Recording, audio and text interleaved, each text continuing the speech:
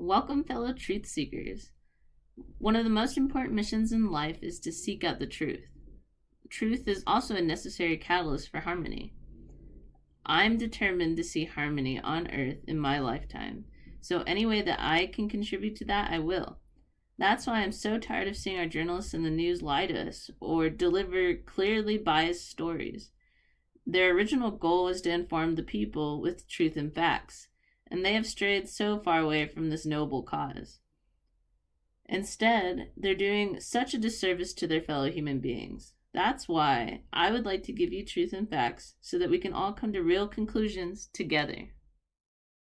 Recently, President Trump was nominated for the Nobel Peace Prize, and then he was actually nominated another time. But for some reason, the media doesn't want you to know about that. Actually, anything good that the president does, they try their best to not let you see.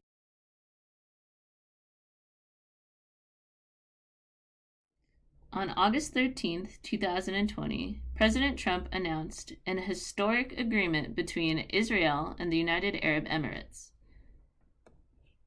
He was subsequently nominated for a Nobel Peace Prize by the Norwegian Parliament.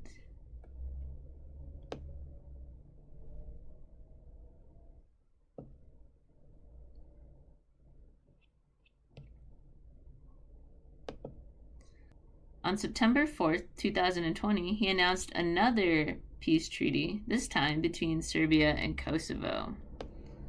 Again nominated for the 2021 Nobel Peace Prize, this time by a member of the Swedish parliament.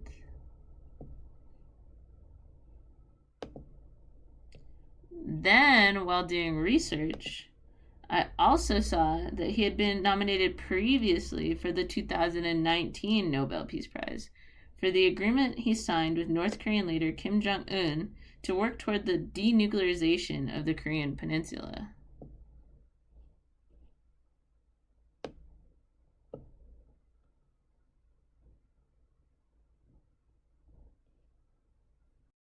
So in this video, we're going to talk a little bit more about the Kosovo and Serbia peace treaty, since I was able to research that one. Can't keep up with all these peace treaties he's doing, because, he's such a bad guy that he's making peace for the world. Okay, well, thank you very much. This is a truly historic day, a very, very important day, especially in a beautiful part of the world. I'm pleased to announce a truly historic commitment. Serbia and Kosovo have each committed to economic normalization. Very important term. They've been working on this for many, many years, decades actually. After a violent and tragic history and years of failed negotiations, my administration proposed a new way of bridging the divide. By focusing on job creation and economic growth, the two countries were able to reach a major breakthrough, something that nobody thought was going to be possible, and I think it's going to work out very well, and we're going to be working with them on economic cooperation across a broad range of issues. And I can say that Serbia and Kosovo have tremendous numbers of people in the United States. They love your country. They love your country so much. They love your country so much. And it's really good that we were able to get this done. I've had a lot of people here that would like to see and would be very proud to see this happening. There's been tremendous death over a long period of time, and that all stops. We've also made additional progress on reaching peace in the Middle East. I will say that. Kosovo and Israel have agreed to normalization of ties and the establishment of diplomatic relations. The agreement we made with UAE has been incredible, what it's represented, what it's meant. And we have other countries in the Middle East coming very much to us and saying, like, when do we go? When can we sign? I think we're going to have great peace in the Middle East, and nobody's been able to say that for long time. Serbia is committed. I'm actually going to hop over to this other video because it has a little bit better quality, but this video had the whole beginning part, so That's what we're dealing with here, guys. Way better quality, but they cut off the first 2 minutes, so kind of important. Serbia is committed to opening a commercial office in Jerusalem this month and to move its embassy to Jerusalem in July. That's fantastic. That's a big thing. That's a very big statement, and we appreciate that very much. It's taken tremendous bravery by the president of Serbia and the president of Kosovo, who are with me today, two highly respected people, to embark on these talks and to come to Washington to finalize these commitments. By doing so, they've made their countries, the Balkans, really an incredible area of some of the most beautiful land in the world.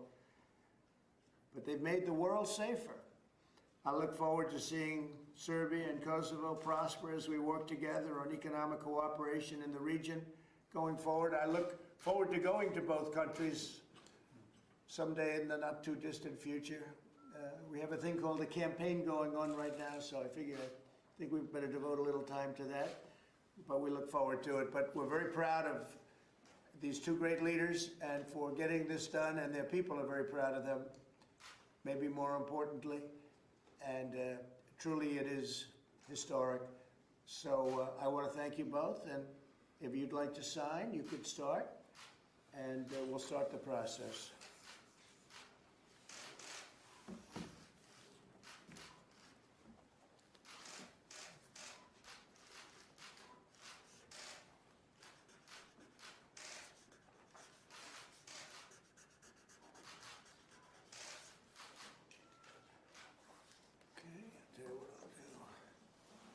I'm going to give you this one.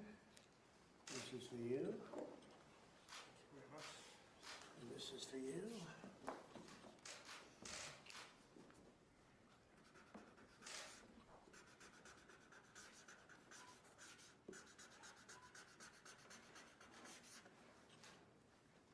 That's for you. That's for you. Thank you. Thank you very much.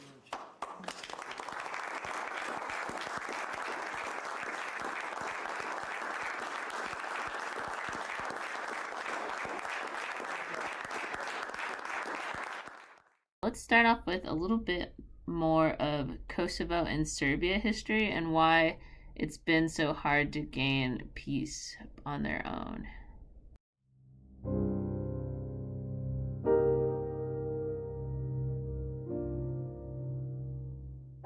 Now, in the 1990s, the Serbs from Serbia ruled Kosovo and the Kosovo Albanians, 90% of the population, with a rod of iron. They couldn't get a government job. Their kids were kicked out of schools. It was a really, really oppressive apartheid-like regime.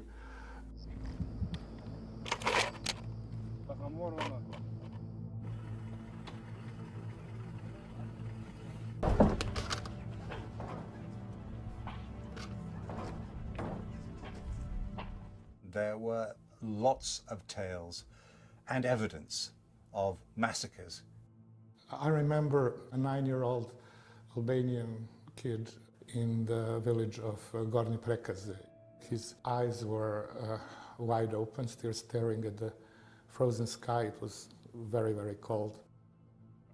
And he had a bullet in the forehead.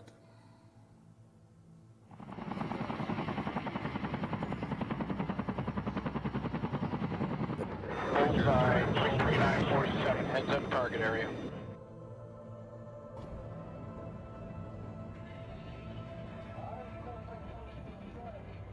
When the Serbs, under the weight of the NATO pressure, decided to pull out, then it was possible to go round and see dead bodies rotting on the sides of the roads, people full of terrible tales of the kinds of things that had happened. And there was, as a result of all that, a real legacy of bitterness that continues.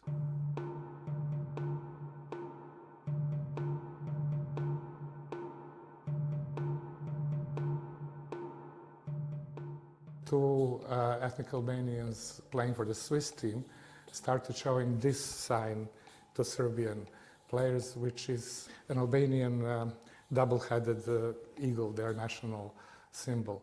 This was more than just their own victory. They wanted people at home to feel proud that at least some Albanians or someone had scored sort of a victory over Serbia. Serbia was very, very angry. They filed a complaint to FIFA, the international ruling body for football. The players were fined. Those two football players, Shaqiri and Xhaka, grew up in Switzerland. And yet when they scored those goals, their response was nationalistic. So it shows they were brought up in quite nationalistic families, but also that for a new generation, these things really matter.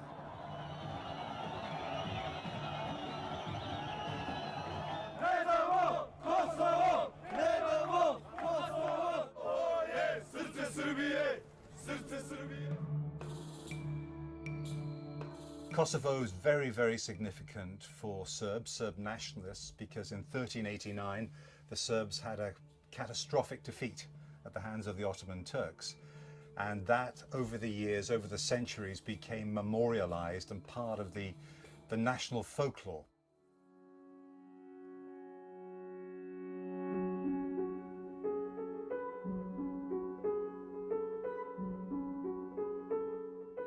Tensions came to a head again last summer when the president of Serbia and the president of Kosovo all of a sudden came out talking about the idea of redrawing of borders between Serbia and Kosovo. In areas which were predominantly still Serb, they could join Serbia and there would be compensatory territorial swaps. It hasn't been popular because in the Balkans people worry that when you start swapping boundaries, it's never going to be easy and it's probably going to involve bloodshed.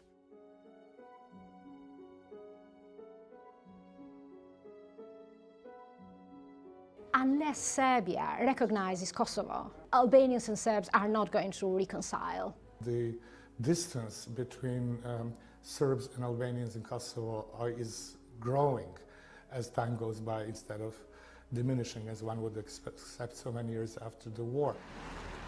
In the northern part of the town of Mitrovica, where the Serbs live, I have seen Serbian teenagers who have never actually seen a living Albanian, although Albanians are just across the river over the bridge. The clock can't be turned back. Kosovo is not going back into Serbia. Serbia is not going to get Kosovo back. So they have to find a way of living with the current reality. And I think there are signs in the leaderships on both sides that there's a recognition of that. But selling the idea politically after a war in which a lot of people were killed, now that's not easy.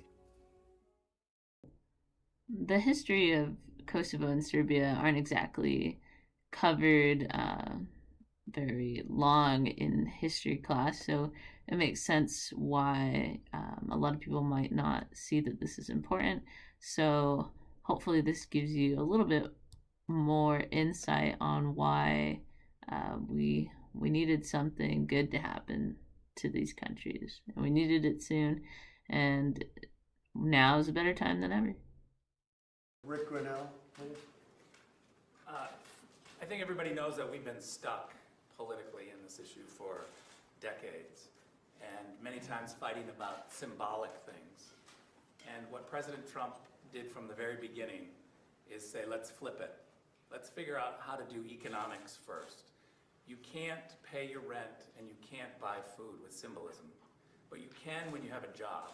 And from the very beginning, what President Trump said is, let's give them a little taste of the Trump economy. Let's show them how to develop economics, how to take industries and grow them, and let's see if the concentration on economics and job creation can unstick the political stuff. That remains to be seen, but I think one of the great parts of this agreement is over the next year, we have a freeze on the recognition and derecognition campaigns. That means over this next year, we can see job growth and job creation really take hold in the region, and then a year from now, judge us on where the political process goes.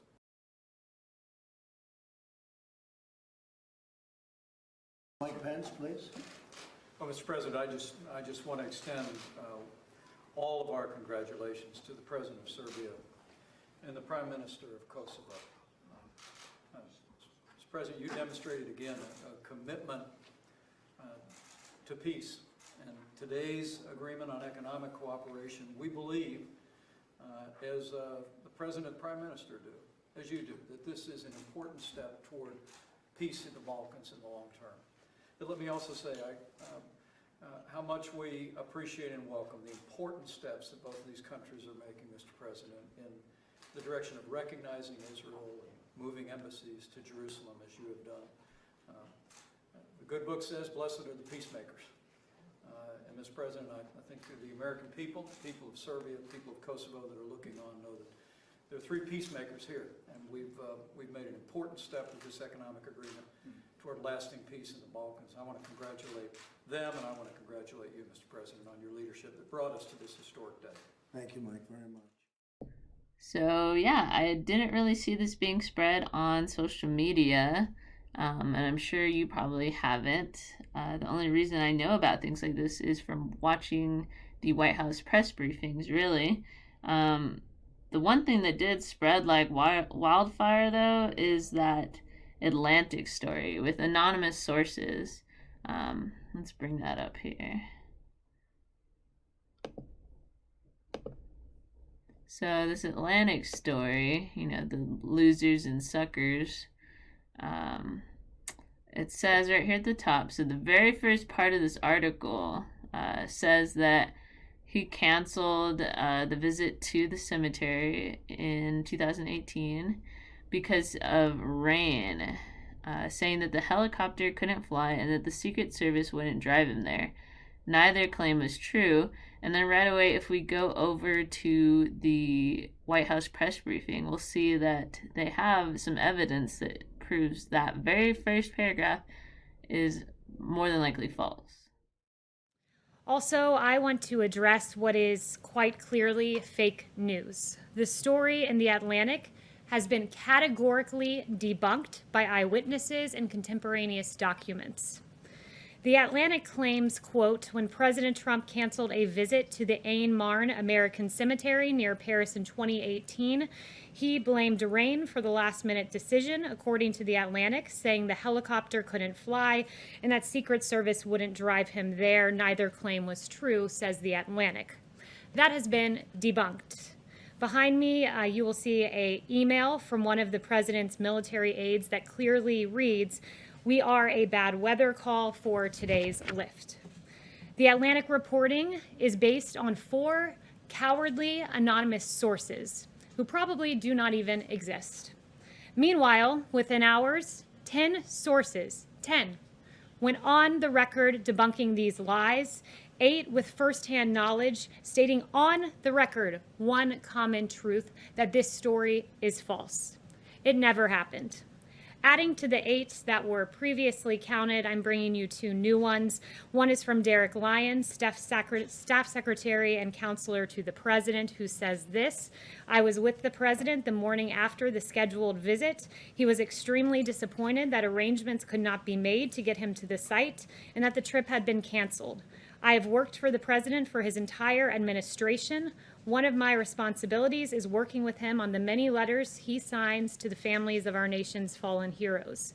In all my time at the White House, Derek writes, I have never heard him utter a disparaging remark of any kind about our troops. In my view, he holds the brave men and women of our armed forces in the highest regard. I also bring to you today another quote from a former and member of this administration, Dan Walsh, Deputy Chief of Staff, former Deputy Chief of Staff, who is also a retired military officer. I got off the phone with Dan just before coming out here, and he wanted me to share with you all. I can attest to the fact that there was a bad weather call in France and that the helicopters were unable to safely make the flight. Overall, the president's support and respect for our American troops, past and present, is unquestionable. And Dan recounted to me several events he went on with the president, like a World War II veteran who flew with the president on the helicopter in Normandy, visits the president had with our wounded warriors, special ops teams who came to the Oval Office, including the team that got al-Baghdadi, and they brought along Conan, the dog, as well. He met with families at the Army-Navy game. He does this routinely. And at the World Series, when he got an opportunity to go watch the Nationals, he brought veterans with him. And I can tell you from what I've seen from this president, I have heard him describe his visits to Walter Reed in detail, and the angst he has had, and the compassion he has had, and the hurt he has had viewing these warriors who have been absolutely injured in the line of duty and are courageous heroes. And I've heard him recount how meaningful those visits are. I've also seen him just a day before this article came up talk about there was rain and lightning popping around, and he said, I want to go out there and I want to talk to our World War II veterans. This is America's greatest generation, and the president holds them in the highest of regards. So why would a publication abandon all journalistic integrity and publish this story? It's because the liberal activists at the Atlantic are uninterested in the truth, and they are only interested in peddling conspiracy-laden propaganda. Because here is the one truth. No one, and I mean no one, loves and cares for our servicemen and women as much as President Donald J. Trump. Thank you.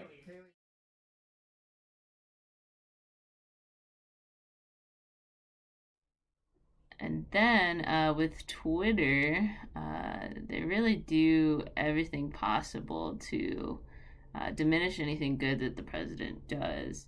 Right here you see, that he was nominated for the Nobel Peace Prize, but then two other trending things, which generally are baseless, are on the board as well, and soon this one will be worked out. I don't know if they do this on purpose. It kind of seems like it, because this happens every single time. Or sometimes this will just get kicked out because it is so truthful. And then also this other rhetoric is saying that, anyone can get nominated for a Nobel Peace Prize, and they're just acting like, what he did wasn't very spectacular. So yeah, I guess anyone can be nominated, but if you actually look at what he's done, you would see that this is really amazing. I don't know why he doesn't have the Nobel Peace Prize yet. I mean, it obviously hasn't taken place yet, but you know what I mean. He's doing a lot, and they're always trying to make it seem like he's the bad guy instead.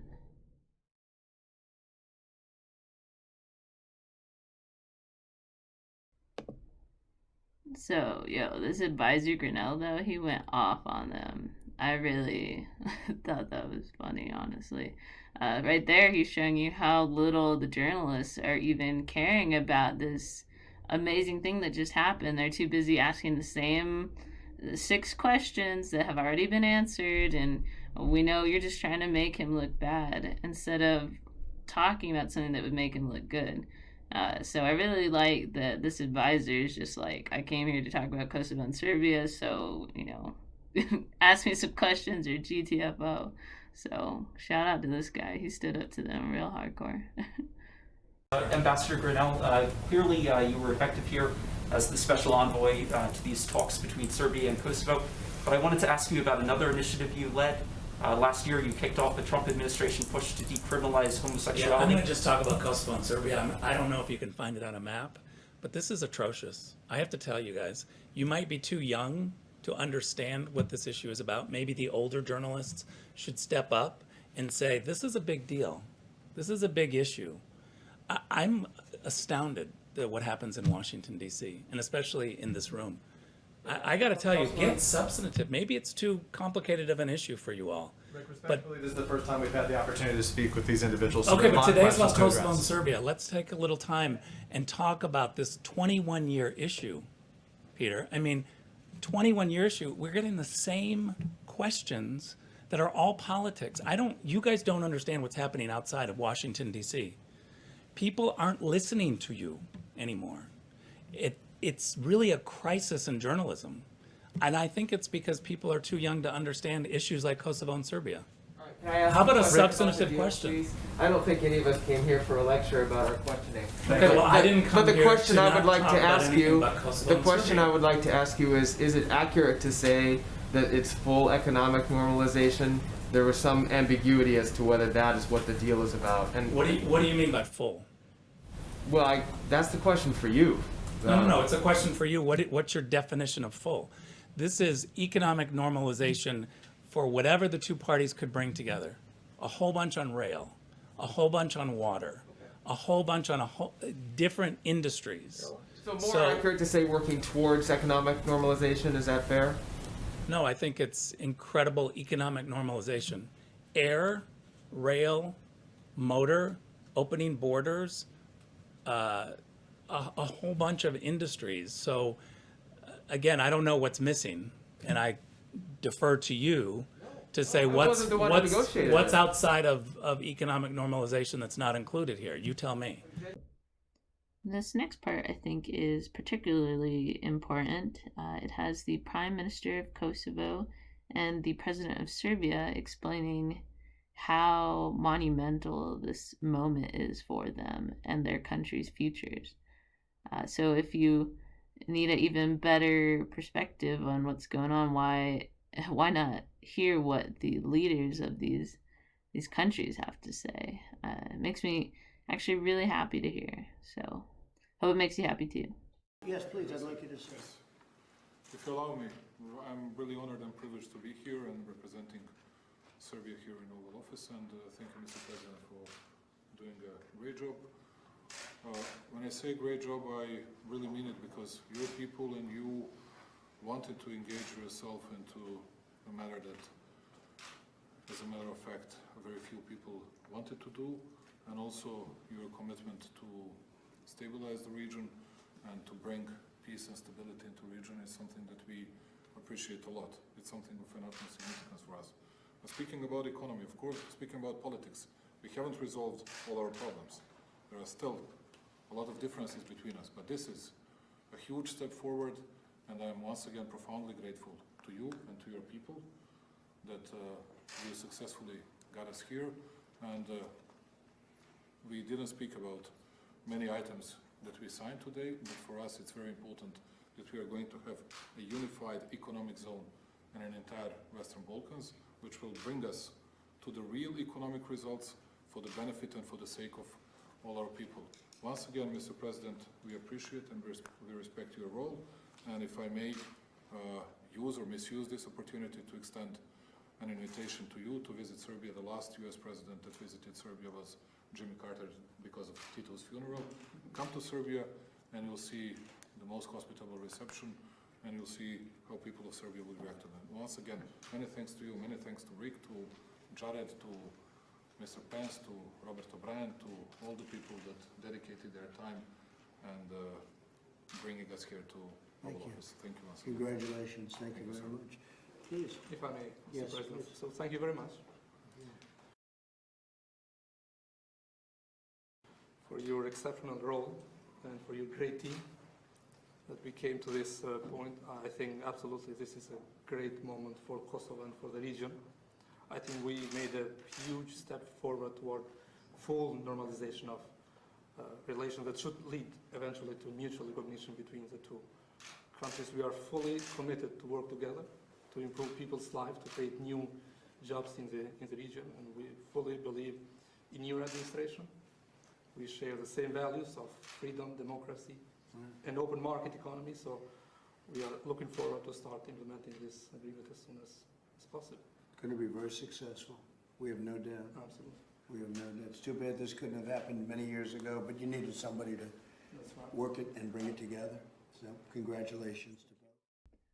After seeing all of that, it's very easy to see why the president would be nominated for a Nobel Peace Prize twice. I mean, keep in mind, this Kosovo-Serbia deal is the second one, again after the Israel and United Arab Emirates Peace Treaty. And then, actually, the third one happened on September 11th, 2020. And that was while I was making this video. And that one's between Israel and Bahrain, and they're getting ready to meet very shortly. Thank you very much. Just a few moments ago, I hosted a historic call between Prime Minister Benjamin Netanyahu of Israel and King Hamad Al Khalifa of Bahrain. Both leaders expressed their condolences as well to the American people on this very, very tragic, horrible event that took place on September 11th. And they very much meant it. I want to thank them for that. There's no more powerful response to the hatred that spawned 9/11 than the agreement that we're about to tell you. You will hear something today that's, I think, very, very important for not only the Middle East, but for the world. In the spirit of peace and cooperation, both leaders also agreed that Bahrain will fully normalize its diplomatic relations with Israel. They will exchange embassies and ambassadors, begin direct flights between their countries, and launch cooperation initiatives across a broad range of sectors, including health, business, technology, education, security, and agriculture. This is a truly historic day. There had been 2 peace agreements with Israel in the last 72 years. This is now the 2nd peace agreement that we've announced in the last month, and I am very hopeful that there will be more to follow. I can tell you there's tremendous enthusiasm on behalf of other countries to also join, and we think ultimately you'll have most countries join, and you're going to have the Palestinians in a very good position. They want to come in, they're going to want to come in because all of their friends are in. But we have tremendous enthusiasm for coming into the deal. I want to thank the group of very talented people behind me, and you're going to be hearing from them in a second. But it's just a very historic day, a very important day, and so interesting that it's on 9/11. It's such a great time. We didn't know this was going to happen in terms of the timing, but it did happen, and we're very honored by it. When I took office, the Middle East was in a state of absolute chaos. I've restored trust with our regional partners, and together we've eliminated the ISIS caliphate 100%, isolated the radicals who pervert Islam and sow instability. Today, nations across the region and throughout the world are joining together, united in their determination to build a better future, free from the evils which perpetuate terror. And I think you see that. I think you see that happening very, very strongly. I also spoke with King Salman of Saudi Arabia, and we talked about this, and he's a great gentleman, and what they've done in terms of fighting terror is a much different ballgame than it was before we attained this office. The fact is that Saudi Arabia was doing things that they're not doing anymore, and so are other countries and neighbors. They are doing things that they just would never have done. Their levels and their all of the things, all of the many elements of fighting and hate, they seem to be evaporating, and we'll find out very soon, but they seem to be evaporating. So things are happening in the Middle East that nobody thought was even possible to think about, and that's what's going on right now. Bahrain has agreed to join Israel and the United Arab Emirates and by the way, I want to thank Mohammed, who's a great leader, a truly great leader, at the White House on Tuesday. So they'll be here on Tuesday for the signing of the Abraham Accords. The significance of the signing will be elevated from an already historic breakthrough to one representing a previously unthinkable regional transformation. And that's exactly what it is. It's unthinkable that this could happen and so fast. And as you know, when we did the original signing which will actually take place in terms of official on Tuesday, United Arab Emirates, people thought that was amazing. And now they're hearing this, and they're also hearing from other countries because they understand that other countries want to very much come in. On this occasion, I want to thank the leaders of Israel and Bahrain for their vision and courage to forge this historic agreement. Their leadership is proving that the future can be filled with hope and does not need to be predetermined by conflicts of the past. You know all about the conflicts of the past. They're very legendary. There was a lot of problems going on, but we've been able to work things out to a level that nobody thought possible. This is really something very special, very, very special. As more countries normalize relations with Israel, which will happen quite quickly, we believe, the region will become more and more stable, secure, and prosperous. In the meantime, we're pulling most of our soldiers out. So we're doing it the opposite way. They were doing it with nothing but fighting and blood all over the place. The sand was loaded up with blood. And now you're going to see that a lot of that sand is going to be loaded up with peace. The United States will continue to stand with the people of the region and work with them and build a brighter and much more hopeful future.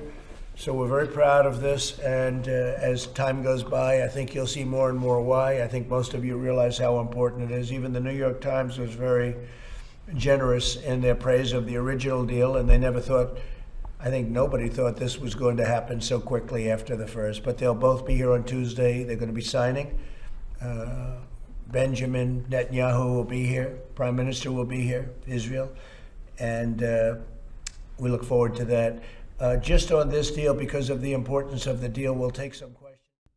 Within the month that the peace treaty was signed between Israel and the United Arab Emirates, we can already see some tangible evidence that this is helping. This next video shows the historic flight in airspace that was once not possible to fly through between the two. So we're actually seeing visible video footage of peace really making a difference.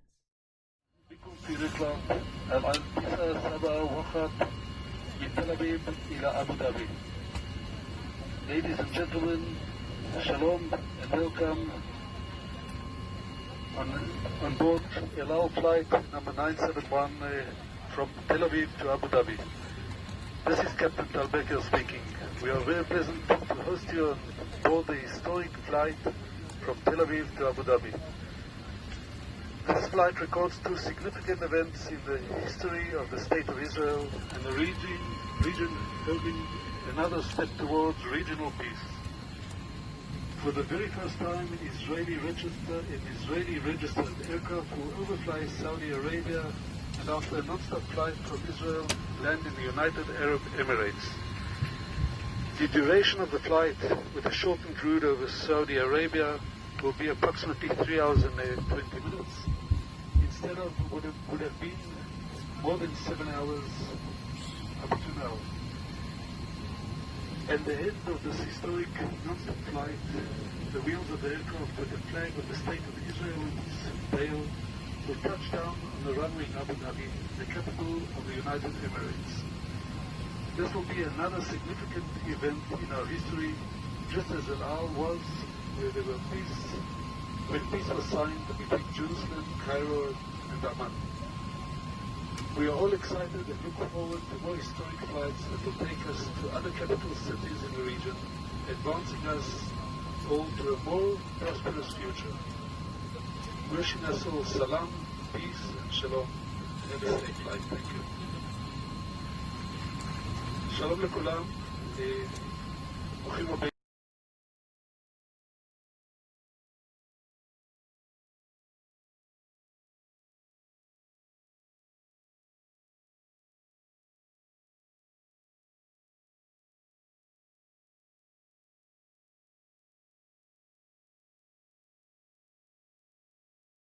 These three peace treaties are quite an accomplishment. Even if the media isn't making them out to be, they really are. Thank you for doing some research. Of course, don't just leave it here. I'm not, the perfect resource for everything. I'd like to think what I'm bringing you is truth. I'm giving you the real footage. I'm not editing other than grabbing sections that are more important than others. Like, for instance, in the 22-minute long signing of Kosovo and Serbia, half of that, the media is just asking the president about the regular things they ask. They're not even asking about Serbia and Kosovo. So saving you like 14 minutes of that. So, I mean, I really hope you like it, and thanks for not just accepting what you're told as the truth. It's up to us to do research and get the truth out there. The closer we are to truth, the closer we are to harmony, closer we are to peace. Seems like the president is moving towards peace. So it's up to you to make your own decisions on whether what you're being told is the truth or not. Some things would probably say the opposite, but I'm pretty excited to see what's going on. What an interesting time we're living in. And stay positive and move towards love, guys. A lot of people are stuck in negativity and fear and think we can't make it to peace, and that's the type of attitude that won't get us there. It's up to us to move towards that direction. So anything you can, question everything, and thanks for joining us.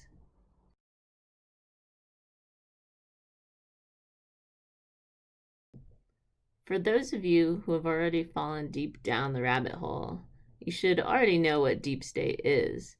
And our goal is to be basically the opposite of that, because we think this concept of deep state should be the good guys instead, connecting with one another, understanding each other, moving towards love and away from fear.